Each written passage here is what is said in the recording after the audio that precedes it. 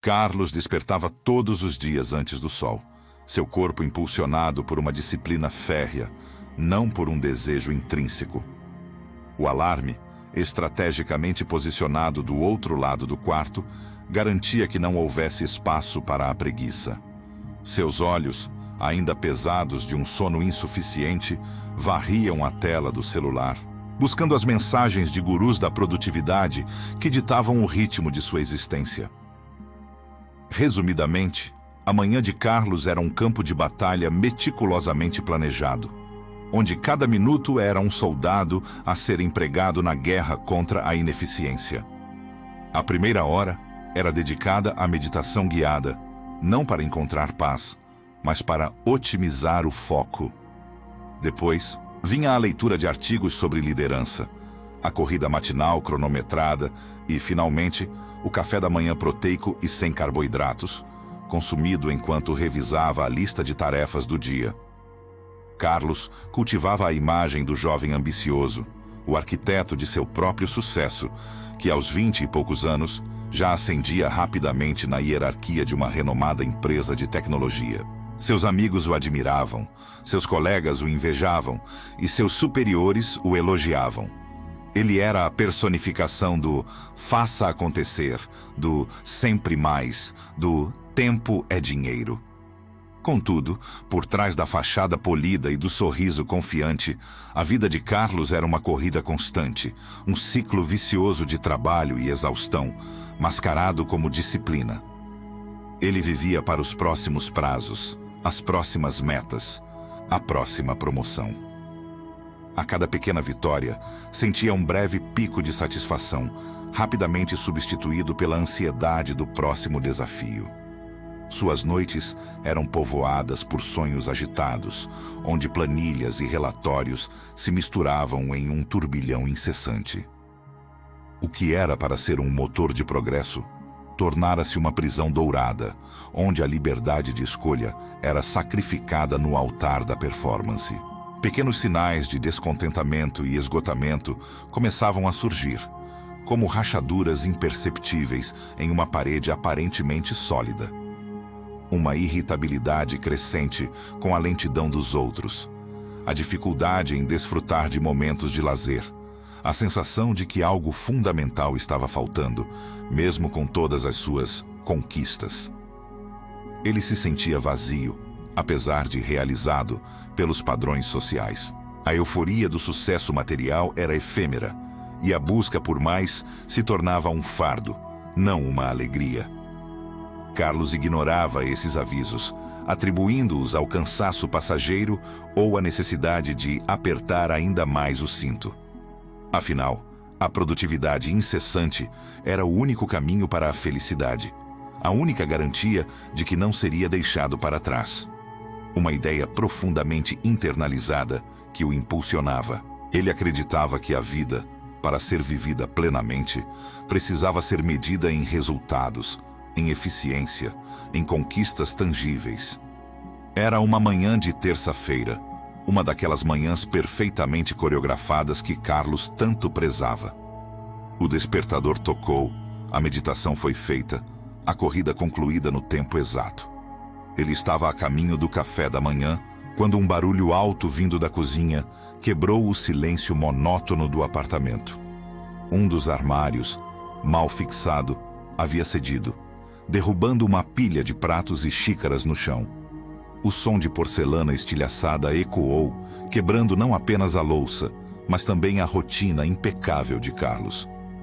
A frustração o invadiu, tingindo de vermelho sua visão. A irritação foi imediata e desproporcional. Era apenas um armário, apenas alguns pratos quebrados, mas para Carlos era um ataque direto à sua ordem, à sua perfeição matinal. Ele ajoelhou-se entre os cacos, sentindo o pulso acelerar, a respiração ofegante. Naquele momento, em meio ao caos inesperado, uma ponta de questionamento, minúscula e quase inaudível, começou a sussurrar em sua mente. Será que tudo isso vale a pena? Amanhã, que deveria ser o pilar de sua produtividade, desmoronava em uma pilha de cacos, e Carlos sentia-se estranhamente perdido. Aquele dia, a irritação de Carlos perdurou, acompanhando-o como uma sombra densa. O atraso causado pelo incidente do armário o fez perder o ônibus que o levaria ao trabalho. E, para completar, o aplicativo de transportes levou uma eternidade para encontrar um motorista. Cada minuto que passava parecia um prego martelado em sua paciência, uma afronta pessoal ao seu planejamento meticuloso. Encontrou-se, por fim, em uma cafeteria movimentada, buscando um refúgio temporário e um café forte para tentar realinhar seu dia. No entanto, o lugar estava lotado e o serviço lento. Enquanto esperava impaciente na fila, seus olhos varreram o ambiente, pousando em uma figura que contrastava drasticamente com a agitação ao redor. Sentado em uma mesa no canto, com uma xícara de chá fumegante à sua frente e um pequeno livro em suas mãos, estava um homem de meia idade, com um semblante de profunda serenidade. Suas vestes simples, em tons terrosos, e a cabeça raspada denunciavam sua identidade: um monge budista. Mestre Kenji, como Carlos viria a saber. O monge não parecia estar fazendo nada de produtivo. Apenas observava o movimento da rua, através da janela, com um sorriso quase imperceptível nos lábios. Para Carlos, em seu estado de fúria contida, aquilo era quase uma provocação. Como alguém podia estar tão calmo em meio a tanto caos? E pior, não estar fazendo nada. A impaciência de Carlos atingiu o limite quando o monge, aparentemente sem pressa alguma, se levantou para pegar mais água quente, bloqueando brevemente a passagem para o balcão. Com licença, Carlos murmurou, a voz carregada de um sarcasmo mal disfarçado. Alguns de nós temos horários a cumprir. O monge virou-se lentamente, seus olhos escuros e profundos encontrando os de Carlos. Não havia raiva ou defensiva em seu olhar, apenas uma curiosidade gentil. A pressa é uma ilusão, jovem, disse Mestre Kenji, sua voz suave, mas firme. Ela nos rouba o presente, fazendo-nos correr em direção a um futuro que talvez nunca chegue, ou que, ao chegar, já estamos correndo para o próximo. Carlos sentiu um calor subir pelo pescoço. Com todo o respeito, senhor, mas se eu não correr, meus prazos não serão cumpridos. Meu trabalho não será feito. O mundo não para só porque alguém decide meditar. O monge sorriu, um sorriso que não era de zombaria, mas de compreensão. O mundo não para, é verdade, mas nós podemos escolher como o habitamos. Estar presente não é inatividade, é a forma mais profunda de ação. A armadilha do fazer nos convence de que nosso valor reside naquilo que produzimos e não naquilo que somos. Você parece estar correndo de algo, não para algo. As palavras do monge, como pedras atiradas em um lago calmo, perturbaram a superfície da mente de Carlos. Ele esperava uma reprimenda, uma justificativa, talvez um pedido de desculpas pelo atraso. Em vez disso, recebeu uma reflexão que, embora não crítica, atingiu-o em um ponto sensível. A frase, "Você parece estar correndo de algo, não para algo", ecoou em sua cabeça, uma melodia dissonante em sua sinfonia de produtividade. Tentou ignorar, atribuindo-a à excentricidade de um homem que vivia fora da realidade. No entanto, a inquietação persistiu. As tarefas do dia no escritório, antes tão claras e urgentes, pareciam agora tingidas por uma leve camada de irrelevância. Ele se pegou observando o relógio com menos frequência e, em um momento de distração, deixou a mente vagar para a imagem serena do monge. Naquela noite, em vez de mergulhar em relatórios ou planilhas, Carlos encontrou-se diante da tela do computador, digitando uma palavra que nunca antes havia pesquisado com real interesse: budismo. Inicialmente, sua intenção era encontrar falhas, refutar as ideias do monge com lógica e dados concretos. Ele buscava argumentos para desmantelar aquela filosofia que parecia ameaçar a própria base de sua existência. Mas, à medida que lia sobre atenção plena, Impermanência e o sofrimento gerado pelo apego, uma semente de dúvida, plantada pelo olhar sereno de Mestre Kenji, começou a germinar. Aquele confronto inesperado na cafeteria havia aberto uma fenda no muro de suas certezas. E por mais que tentasse, Carlos não conseguia mais ignorar o vento que soprava através dela. A fenda aberta na muralha das certezas de Carlos não apenas permitia a passagem de um vento de questionamentos, mas ameaçava desmoronar toda a estrutura cuidadosamente construída de sua vida.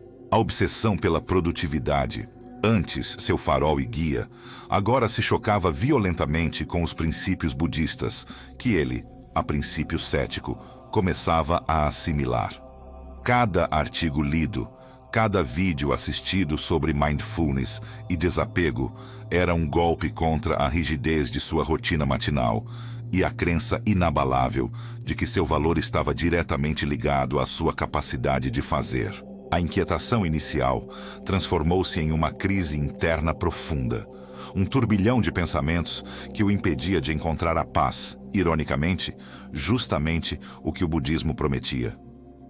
Seu relacionamento com a família, já tensionado pela sua constante indisponibilidade e pela aura de estresse que o envolvia, começou a deteriorar-se de forma alarmante. Jantares em silêncio, onde a ausência de Carlos era mais sentida do que sua presença física. Ligações de amigos ignoradas em prol de mais uma hora de trabalho. A paciência de sua esposa, antes infinita, agora parecia ter atingido seu limite. Ela o via, mas não o encontrava. Ele estava ali, fisicamente, mas sua mente estava sempre em outro lugar, planejando, executando, produzindo. O sorriso dela, antes um refúgio, agora parecia carregado de uma tristeza sutil, um reflexo do vazio que ele próprio sentia, mas se recusava a nomear. No trabalho, o desempenho de Carlos, antes impecável e fonte de orgulho, começou a oscilar. A exaustão, mascarada por anos como disciplina, apresentava a conta. Pequenos erros, lapsos de memória e uma crescente dificuldade de concentração substituíam a agilidade e a precisão que o caracterizavam.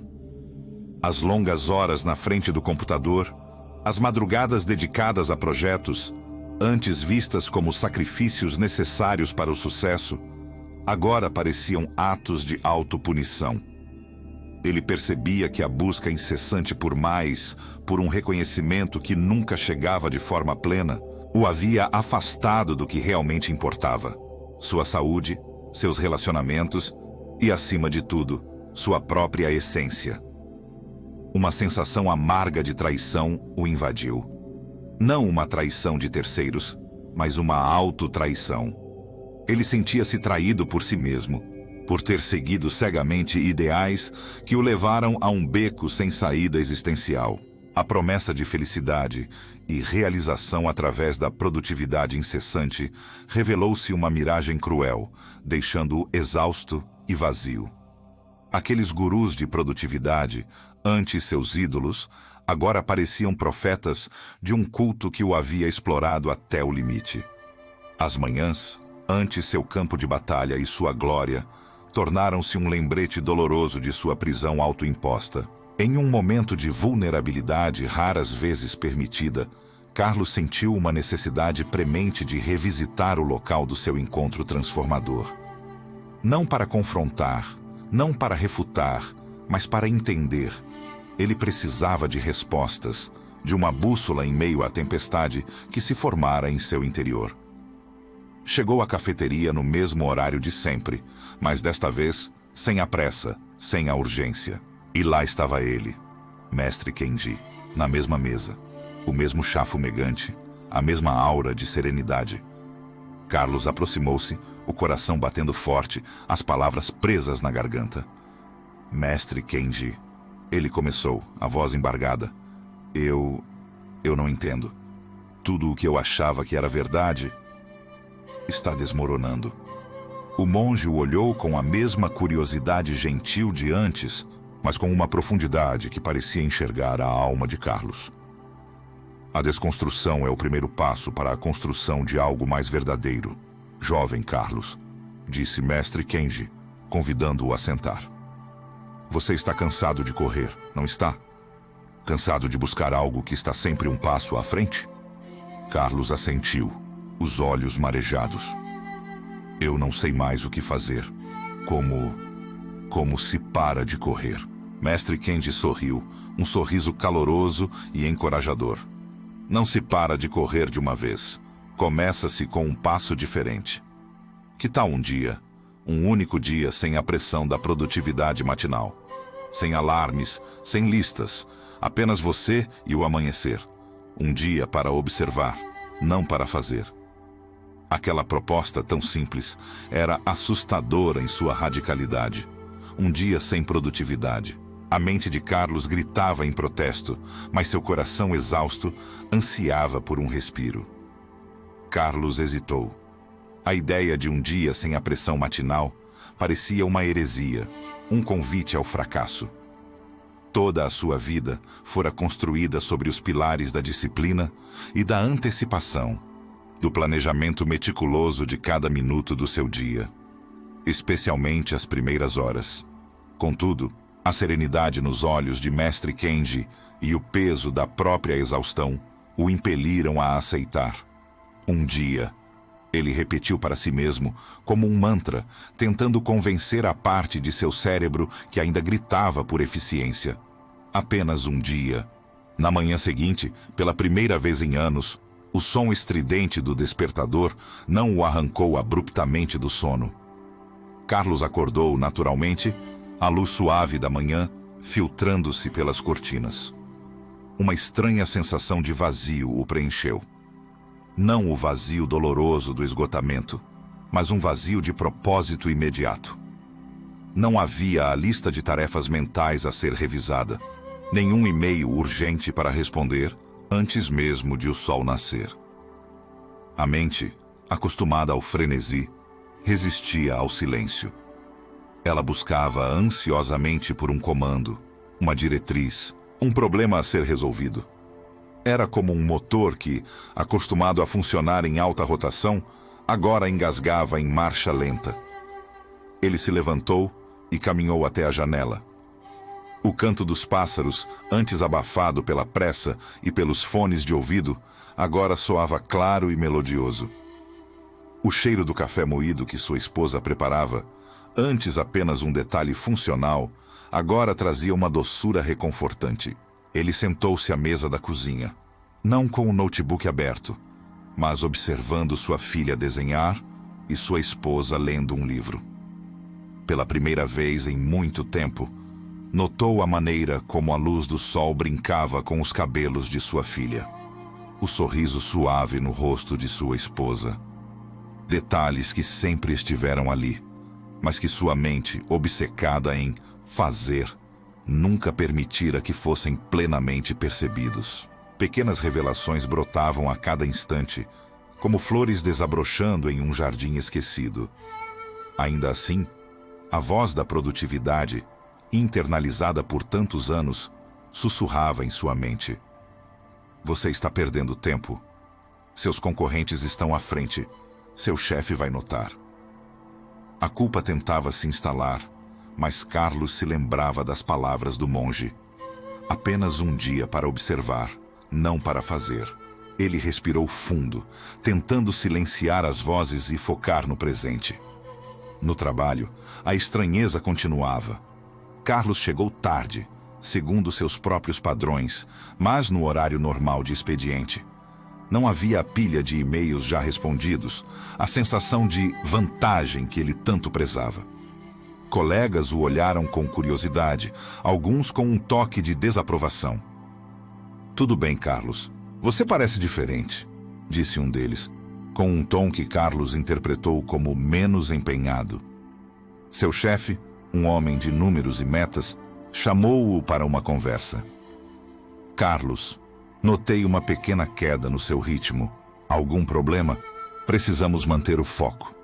Carlos sentiu a pressão, a expectativa de conformidade.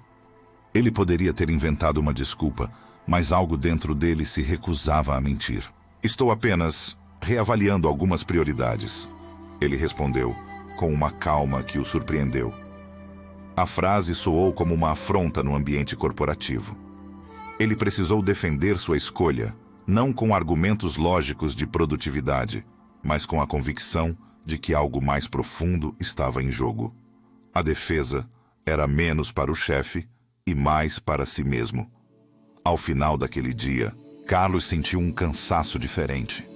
Não o cansaço exaustivo da corrida incessante, mas um cansaço sereno, quase agradável. Ele havia feito menos, mas havia experimentado mais.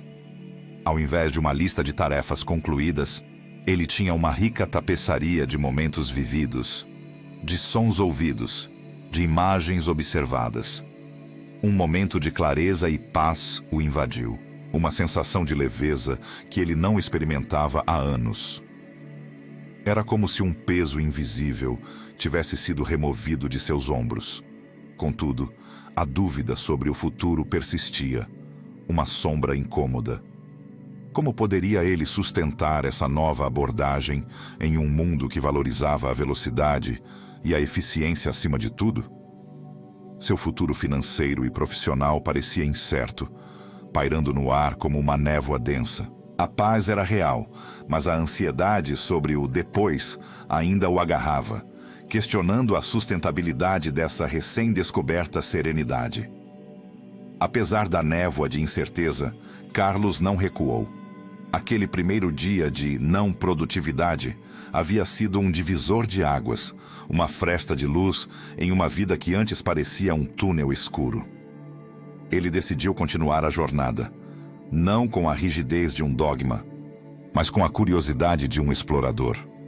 Aprofundou-se nas práticas que o mestre Kendi havia sugerido. Meditação tornou-se um refúgio, um porto seguro onde podia observar seus pensamentos sem se deixar arrastar por eles. Começou com apenas 5 minutos, desajeitados e cheios de distrações, mas gradualmente a mente inquieta se acalmava, encontrando pequenos oásis de silêncio.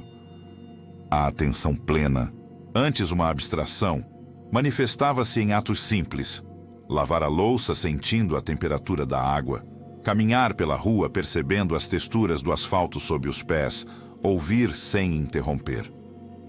Essa imersão sutil transformou a maneira como Carlos via a si mesmo e o mundo. A produtividade deixou de ser um chicote e se tornou uma ferramenta, a ser usada com sabedoria, não com voracidade. Ele percebeu que a verdadeira eficiência nascia da clareza e do foco, e que esses estados não podiam ser forçados, mas cultivados. A redenção pessoal começou em casa. Uma noite, sentado à mesa do jantar, Carlos olhou para sua esposa e filha. As palavras vieram com dificuldade, mas com uma sinceridade que há muito tempo estava ausente. "Eu sinto muito", ele disse, a voz embargada. "Sinto muito por não estar presente, por estar tão consumido pelas minhas próprias ambições, por ter deixado vocês em segundo plano."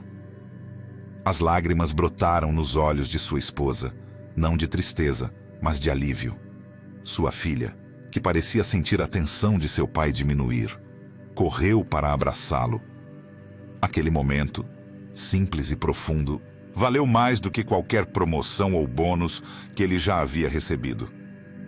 Os laços familiares, antes esticados ao limite, começaram a se reconstruir, fio a fio, com a paciência e a presença que Carlos agora podia oferecer.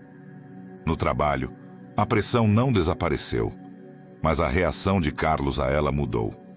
Ele não se sentia mais obrigado a justificar cada minuto de seu dia, nem a competir freneticamente. Começou a delegar tarefas com mais confiança, a colaborar de forma mais eficaz e a focar no que realmente importava, em vez de se perder em microgerenciamento. Para a surpresa de todos, sua qualidade de trabalho melhorou, pois agora ele trabalhava com intenção e não por inércia.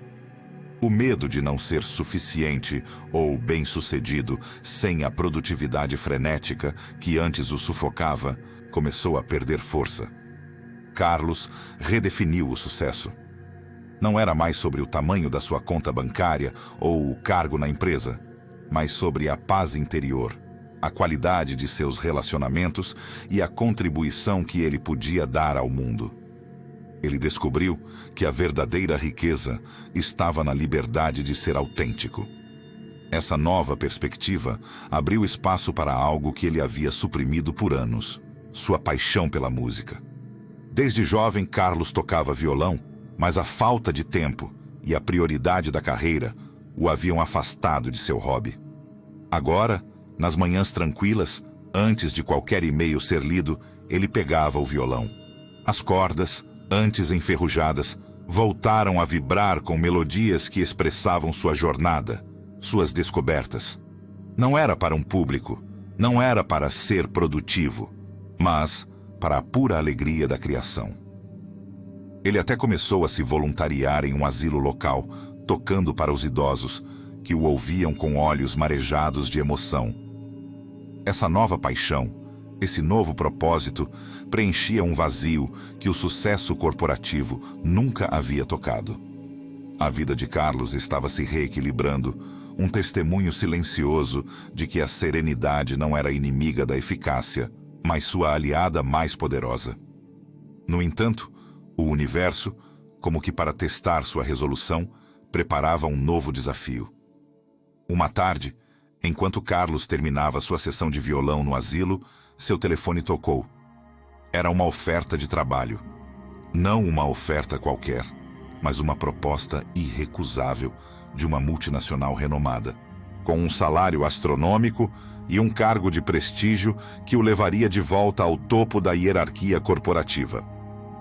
Era o tipo de oportunidade que o antigo Carlos teria aceitado sem hesitação, o ápice de tudo o que ele havia almejado. O convite para a reunião de apresentação estava agendado para a semana seguinte, e com ele, a necessidade de Carlos escolher entre o caminho que ele estava construindo e o antigo, que agora parecia um eco distante, mas sedutor. O dilema pesava sobre os ombros de Carlos como um manto invisível, mas palpável. A oferta da multinacional não era apenas um emprego. Era um convite para o retorno a uma vida que ele havia jurado deixar para trás. Um salário astronômico, um cargo de prestígio, o reconhecimento que ele tanto buscou no passado, tudo isso acenava com um brilho sedutor. No entanto, em seu íntimo, Carlos sabia o preço. Aquela vida significava o retorno às manhãs frenéticas, à tirania da produtividade, à ausência da família e, acima de tudo, à negligência de si mesmo. Era a encruzilhada definitiva. Ele tentou racionalizar, justificando que o dinheiro extra poderia trazer segurança para sua família, que o prestígio poderia abrir portas para futuras iniciativas mais alinhadas com seus valores. Mas a voz da intuição, agora mais clara e forte do que nunca, sussurrava a verdade. Era uma armadilha. Uma armadilha dourada, sim, mas uma armadilha, nonetheless. A sensação de paz que ele havia cultivado com tanto esmero, a conexão renovada com sua família, a alegria simples de tocar violão para os idosos, tudo isso parecia frágil diante do poder avassalador daquela proposta. Em sua angústia, Carlos buscou o mestre Kendi. Não com a intenção de pedir conselhos diretos ou uma solução mágica, mas com a necessidade de compartilhar seu fardo, de buscar clareza em meio à tempestade de dúvidas. Mestre Kendi o recebeu com a serenidade habitual, seus olhos penetrantes, mas gentis, parecendo enxergar a alma de Carlos. Eles sentaram-se em silêncio por um longo tempo, o monge não oferecendo palavras, apenas sua presença. Carlos, por sua vez, despejou seus medos, suas tentações, a luta interna que o consumia. Mestre, ele finalmente disse, a voz embargada, é como se eu estivesse diante de dois caminhos. Um me promete tudo o que eu um dia quis, mas sei que me levará de volta ao vazio. O outro eu estou construindo agora, e ele me oferece paz, mas não sei se terei o sucesso que a sociedade espera. Mestre Kendi sorriu suavemente. Carlos, o caminho não está lá fora. esperando que você o escolha. O caminho é você, a sua verdade. Ninguém pode escolhê-la por você. O sucesso, como você o define agora, é uma construção da mente, não uma realidade intrínseca. O que o seu coração realmente anseia? O que a sua alma busca? As palavras do monge não eram respostas, mas espelhos. Elas forçaram Carlos a olhar para dentro, a confrontar seus desejos mais profundos. Ele se lembrou da sensação de vazio que o perseguia, mesmo no auge de sua produtividade, da solidão em meio à multidão de colegas de trabalho. Comparou isso com a alegria genuína de ver o sorriso de sua filha, a melodia que fluía de seu violão, a gratidão nos olhos dos idosos. Em um momento de profunda introspecção, sentado em silêncio ao lado de Mestre Kenji, Carlos tomou sua decisão. Não foi uma decisão impulsionada pelo medo, mas pela clareza. Ele escolheu o caminho da serenidade e do propósito. Rejeitou a ilusão da produtividade incessante, a promessa vazia de um sucesso que não alimentava a alma. Com uma calma que surpreendeu a si mesmo, ele ligou para a multinacional e recusou a oferta, agradecendo a oportunidade, mas afirmando que seus valores e prioridades haviam mudado. A reação do seu entorno foi variada. Alguns amigos e colegas o apoiaram, elogiando sua coragem e autenticidade. Outros o criticaram abertamente, taxando-o de tolo, de desperdiçar uma oportunidade única, de jogar fora uma carreira brilhante. Seus antigos chefes expressaram desapontamento, mas também um certo respeito relutante pela sua convicção. Carlos ouviu a todos com uma equanimidade recém-adquirida. Ele não precisava da aprovação externa para validar sua escolha. A paz que sentia em seu coração era a única validação necessária. Naquela noite, enquanto observava o pôr do sol com sua esposa e filha, uma sensação de liberdade inebriante o invadiu. Era uma liberdade que superava qualquer medo ou arrependimento. Ele havia escolhido a si mesmo, a sua verdade, e o universo, de alguma forma, parecia recompensá-lo com uma serenidade que ele nunca imaginou ser possível. O caminho à frente era incerto, sim, mas pela primeira vez, Carlos sentia-se verdadeiramente no controle de seu próprio destino, guiado não pela pressão externa, mas pela bússola interna de sua alma. A decisão de Carlos ressoou. Não foi um adeus à ambição, mas uma redefinição dela. Ele não se tornou menos produtivo. Sua produtividade apenas mudou de natureza. Não era mais uma força motriz implacável, mas uma expressão consciente de seus valores e propósitos. As manhãs, antes repletas de uma lista frenética de tarefas, agora começavam com um café tranquilo, a melodia suave do violão que ele havia resgatado do esquecimento, ou a leitura de um livro que nutria sua alma, em vez de apenas sua mente estratégica. A pressa se transformou em presença. Sua vida, antes uma corrida desenfreada, agora se desenrolava com um ritmo mais compassado e significativo.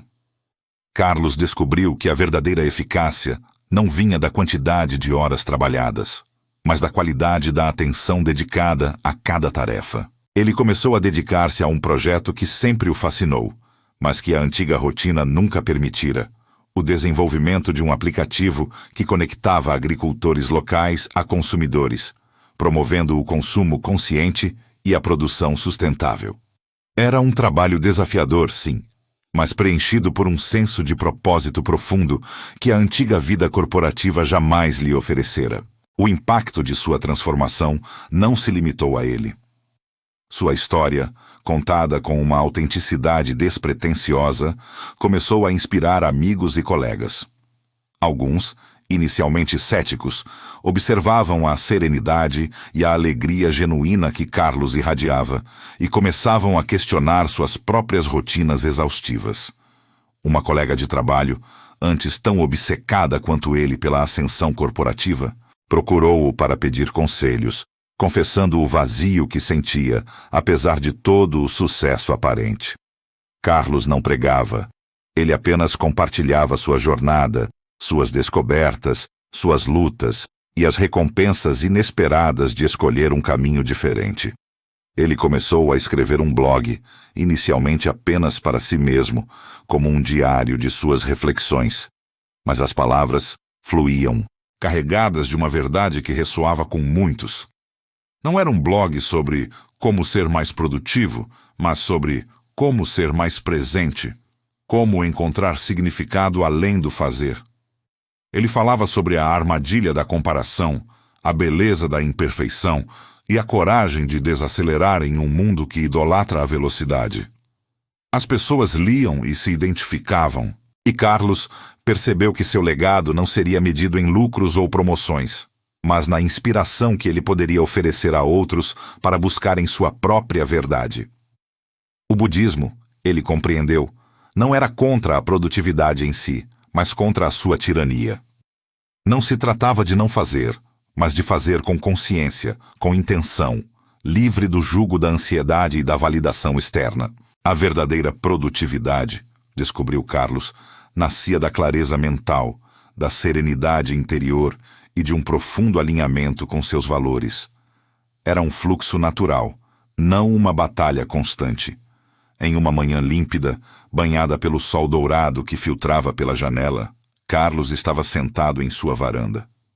Não havia lista de tarefas urgentes, nem e-mails esperando para serem respondidos com a velocidade da luz. Havia apenas o canto dos pássaros, o aroma do café recém-passado e a risada distante de sua filha brincando no jardim. Ele fechou os olhos, sentindo o calor do sol em seu rosto, a brisa suave. Não havia pressa, nem culpa, apenas o ser. A conquista não estava em acumular, mas em experimentar. A verdadeira liberdade, ele sabia agora, não fora encontrada na busca incessante por mais, mas na aceitação plena do que já era, e na presença consciente em cada instante. O caminho incerto havia se revelado o mais seguro de todos, guiando-o para uma nova alvorada de significado e paz. Sua alma finalmente estava em casa. Estava em